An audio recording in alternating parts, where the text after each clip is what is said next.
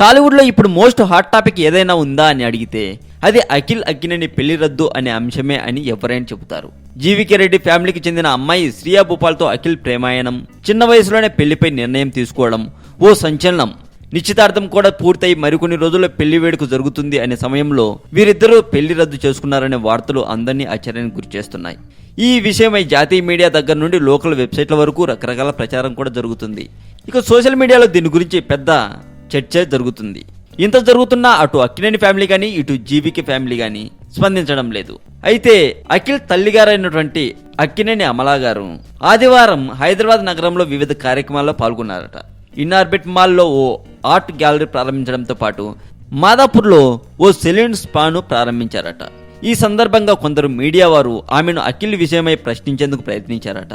ఇలాంటివి ఎదురవుతాయని ముందే ఊహించిన అమలా గారు వారికి ఆ అవకాశం కూడా ఇవ్వకుండా దూరం పెట్టారట అని చెప్పుకుంటున్నారు. సో అఖిల్ పెళ్లి క్యాన్సిల్ విషయంలో అమల నో కామెంట్. అంతేకాదు ఎప్పుడు మీడియాతో సరదాగా ఉండే అమల గారిలో ఈ మార్పు చూసి ఒకలా చెప్పుకుంటున్నారట. మరింత టాలీవుడ్ సమాచారం కోసం సబ్స్క్రైబ్ చేయండి టాలీవుడ్ సెంటర్.